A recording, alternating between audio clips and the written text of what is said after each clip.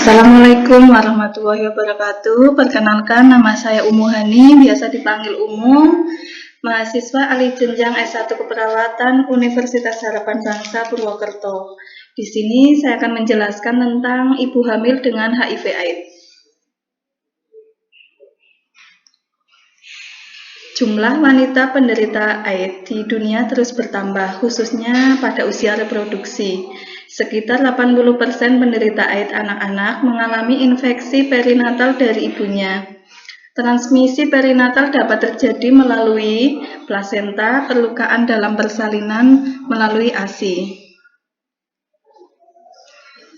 Angka kejadian berdasarkan data Kemenkes tahun 2018, tes HIV pada ibu hamil hanya sekitar 13,38%.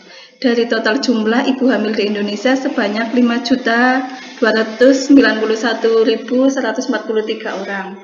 Dari jumlah yang menjalani tes tersebut, yang diketahui positif HIV tercatat 2.955 orang. Diperkirakan sebanyak 8.604 bayi dengan HIV lahir setiap tahun. Potensi kehilangan biaya yang diperlukan untuk mengobati dan merawat bayi-bayi dengan HIV tersebut sekitar 42 miliar setiap tahunnya. Berikut adalah langkah-langkahnya. 1. Identifikasi resiko tinggi. 2. Dilakukan pemeriksaan darah terhadap HIV. 3. Diberi peningkatan pengetahuan tentang AIDS. 4. Konseling masalah AIDS. 5. Pencegahan sumber infeksi. Konseling ada 2 macam, prates dan postes. Yang pertama, kita jelaskan dulu tentang konseling prates. Yang pertama tentang informasi mengenai penularan HIV melalui hubungan seksual dan bagaimana cara mencegahnya.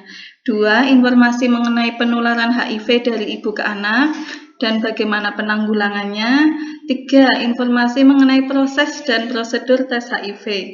Keempat, jaminan kerahasiaan dan bagaimana mendiskusikan kerahasiaan, kemungkinan adanya konseling bagi pasangan. Kelima, implikasi dari tes negatif, termasuk promosi menyusui bayi dengan ASI.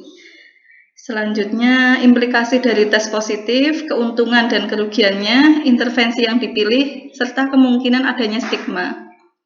Yang selanjutnya yaitu tentang konseling yang menggali dan mengarahkan kepada penilaian resiko.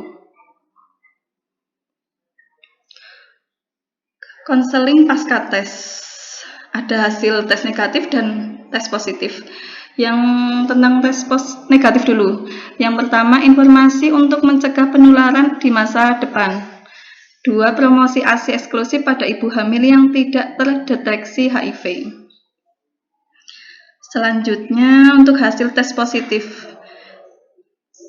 Jika hasil tes positif, yang pertama informasi mengenai pilihan-pilihan untuk terapi, termasuk pengobatan ARV bagi dirinya atau untuk pencegahan penularan ke bayi.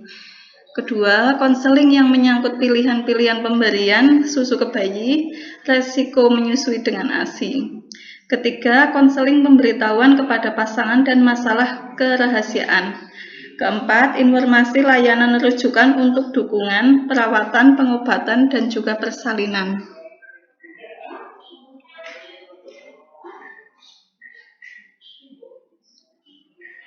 Pencegahan bagi petugas kesehatan. Yang pertama, gunakan gaun, sarung tangan, masker yang kedap air dalam menolong persalinan. Kedua, gunakan sarung tangan saat menolong bayi. 3. Cuci tangan setiap selesai menolong penderita AIDS. 4. Peganglah plasenta dengan sarung tangan. Beri label sebagai barang infeksius. Kelima, bila curiga adanya kontaminasi, lakukan konseling, periksa antibodi terhadap HIV, beri ASCT sebagai profilaksis.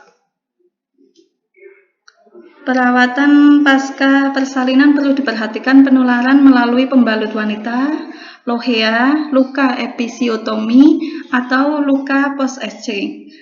Pengelolaan pada bayi harus diusahakan agar pada bayi tidak dilakukan tindakan yang membuat perlukaan bila tidak perlu betul. Perawatan tali pusat harus dilakukan dengan cermat. Penularan HIV dari ibu kepada bayinya dapat melalui dari ibu kepada anak dalam kandungan. Selama persalinan, bayi baru lahir terpajan oleh cairan tubuh ibu yang terinfeksi. Bayi tertular melalui pemberian ASI. Cara pencegahan penularan HIV dari ibu ke bayi. Pertama, mengkonsumsi obat antiretroviral. 2, menjaga proses kelahiran tetap singkat waktunya. 3, menghindari menyusui. Gejala umum yang ditemukan pada bayi dengan infeksi HIV adalah 1, gangguan tumbuh kembang, kandidiasis oral, diare kronis, dan hepatosplenomegali. Fakta, sebagian besar ibu yang mengidap HIV/AIDS umumnya mendapat penyakitnya dari laki-laki dengan HIV atau AIDS. 2, sebanyak 4,9 juta dari para ibu rumah tangga menikah dengan pria berisiko tinggi. 3, sebanyak 6,7 juta laki-laki di Indonesia merupakan pembeli seks. 4, ibu rumah tangga tidak memiliki kekuasaan mengendalikan perilaku seksual pasangannya di luar rumah, khususnya ketika pasangannya mempunyai pekerjaan dengan mobilitas tinggi. Demikian presentasi dari saya. Semoga materi ini bisa bermanfaat untuk kalian semua. Wassalamualaikum warahmatullahi wabarakatuh.